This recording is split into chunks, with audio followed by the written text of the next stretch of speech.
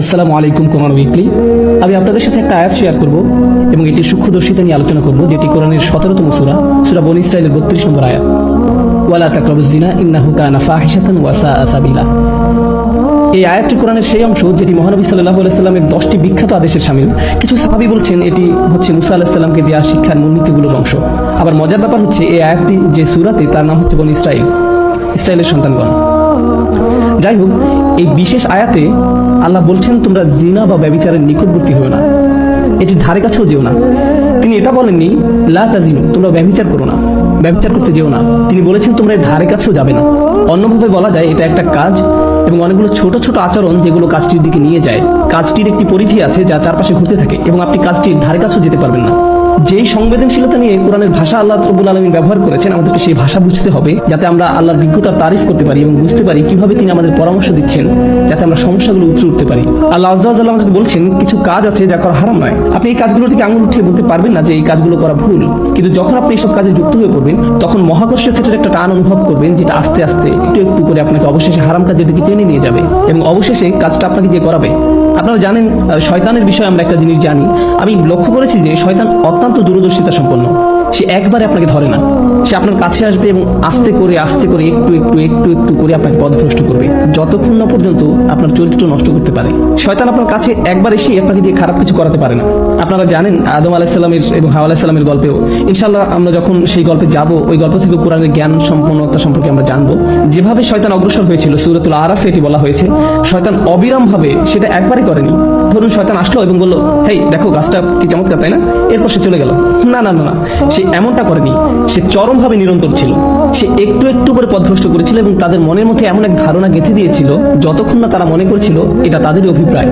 আপনারা জানেন, এবং যখন মানুষ শয়তানের কথা শুনতে শুরু করে, এটি একই সূরাতে আল্লাহ বলছেন ইন্না ইবাদি লাইসা লাকা আলাইহিম সুলতান, আমার বান্দাদের উপর তাদের মানে শয়তানের কোনো কর্তৃত্বই থাকবে না।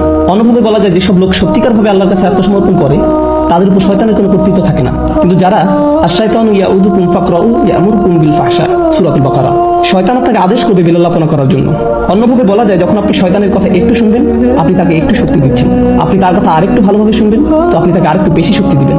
আর আপনি যখন তার কথা অবিরামভাবে শুনতেই থাকবেন, একসময় সে আপনাকে আদেশ করবে।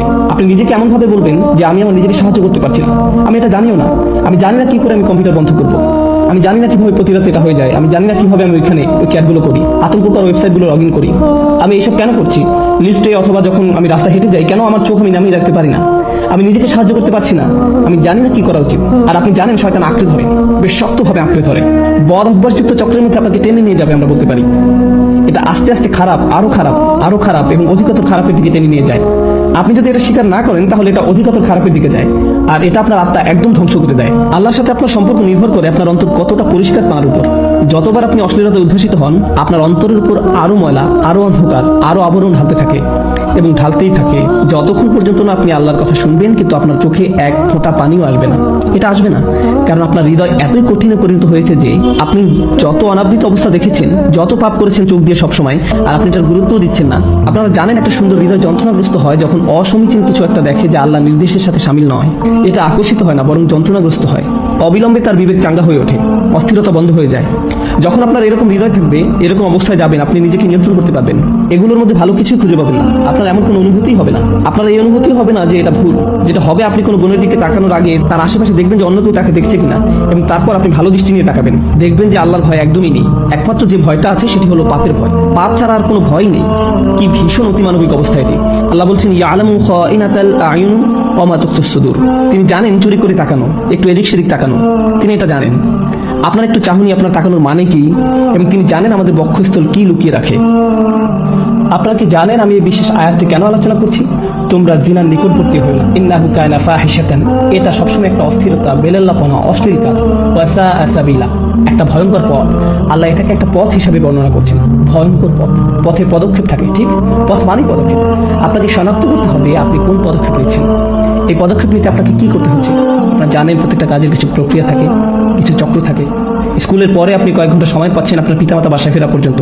আপনারা জানেন আপনি কিছু বন্ধুর সাথে ঘুরছেন যাদের কোনো মান নেই। প্রত্যেকটা সময় আপনাকে শনাক্ত করতে হবে কোন কাজগুলো আপনাকে পাপেতে টেনে নিয়ে যায়। আমাদের গোড়া থেকে এগুলো কেটে ফেলতে হবে। আমাদেরকে এই পথে গা ভাসিয়ে দেওয়া বন্ধ করতে হবে। ওয়া সাআ সাবিলা। আমার কাছে এই আয়াতের অসাধারণ দিকটি কি জানেন? যেভাবে এটি সম্পৃক্ত করা হয়েছে। এই আয়াতের পরে আল্লাহ তাআলা বলছেন, তোমরা মানুষ হত্যা করো না। ওয়ালা তাকতুলুন নাফসাল্লাতী হারামাল্লাহু ইল্লা বিল হক, তোমরা নির্দোষ মানুষকে হত্যা করো না। আল্লাহ জিনাকে প্রথম অপরাধ হিসাবে উল্লেখ করেছেন এবং হত্যাকে দ্বিতীয় অপরাধ হিসেবে। আপনি কি চিন্তা করতে পারছেন? আপনি মনে করেন হত্যা অনেক বড় অপরাধ, ঠিক? কিন্তু আল্লাহ বলছেন যখন আপনি অন্য মানুষের মর্যাদা লঙ্ঘন করবেন, এটি হচ্ছে ফাহশা। আপনি যখন মানুষকে নিয়ে এভাবে চিন্তা করবেন, তখন আপনি নিজের এবং তার মর্যাদা লঙ্ঘন করবেন। আমরা যদি কাউকে হত্যা করি, আমরা তাকে শারীরিকভাবে হত্যা করি। আপনারা জানেন, তার বেঁচে থাকার অধিকার লঙ্ঘন করি। আর ওটা হচ্ছে আত্মার হত্যা, ফাহশা। আর এটি হচ্ছে শারীরিক হত্যা, ফাতর। দুই রকমের হত্যা রয়েছে। তাই আল্লাহ তাআলা আত্মার হত্যার কথা প্রথমে বলেছেন। আমাদের সবার মান এত নিচে নেমে গিয়েছে যে একটা নতুন সিনেমা মুক্তি পেলে আপনি হয়তো অনেকগুলো ট্রেলার দেখে ফেলেছেন আর নিজেকে বলছেন, এখানে মাত্র একটা খারাপ দৃশ্য আছে। ব্যাপার না, এটি একটি PG-13। যেটা আগে PG-13 হওয়ার কথা ছিল, এখন সেটা PG। কাজে সবচেয়ে অশ্লীল দৃশ্য। এবং যে আত্মার মূল্য আমরা হারিয়ে ফেলেছি, তার প্রতি আমাদের যত্নবান হওয়া উচিত। এটা আমাদের নামাজের উপর প্রভাব ফেলছে, দোয়ার উপর প্রভাব ফেলছে, আমাদের চরিত্রের উপর প্রভাব ফেলছে, এটা আমাদের পরিবারের উপর প্রভাব ফেলছে, এবং আমরা গুরুত্ব দিচ্ছি না। আমরা মনে করি এটাই জীবন, আমাদের সময়ের সাথে তাল মিলিয়ে চলছি, ঠিকই আছে, সবাই একই কাজ করছে, আমরা কি করতে পারি? তাই আপনি যেসব ছবি ফেসবুকে পোস্ট করছেন তার গুরুত্ব দিচ্ছেন না। আমি ফেসবুক ব্যবহার করা বন্ধ করে দিয়েছি। আমি বলছি না যে ফেসবুক ব্যবহার করা হারাম, আমি ব্যক্তিগতভাবে এটা ব্যবহার করতে পারছি না। আপনারা জানেন আমি এটা ব্যবহার করি না। আমি সামাজিকীকরণের জন্য কিছু একটা পোস্ট করলাম, কোনো ঘোষণা কিন্তু কিছু একটা শেয়ার করলাম, কিন্তু কিছু জিনিস দেখে আমি খুব মর্মাহত হয়েছি যে আপনি কিভাবে এটা করতে পারেন। আপনি একজন মুসলিম এবং কিভাবে আপনি এই ধরনের ছবি পোস্ট করতে পারেন? নিজের মর্যাদা নিজেই রাখুন, নিজের পরিবারের মর্যাদা বজায় রাখুন, নফসকে নিয়ন্ত্রণ করুন। চোখ দিয়ে তাকানো, চোখের জিনা থেকে বাকি সব শুরু হয়। অন্য সবকিছু এখান থেকে শুরু, অন্য সবকিছু চোখের জিনা থেকে শুরু। ইনশাআল্লাহ তাআলা আমি আপনাদের সাথে এই বিষয়ে ছোট ছোট টুকিটাকি কোরআন থেকে এই বিষয়ের উপর কিছু সংযুক্ত আয়াতের অংশ নিয়ে আরেকদিন আলোচনা করব। কিন্তু আজকে ইনশাআল্লাহ শেষ যে জিনিসটি আলোচনা করব তা হচ্ছে ফাহশা, যার অনুবাদ হচ্ছে লজ্জাহীনতা, উত্তেজনা, অশ্লীলতা।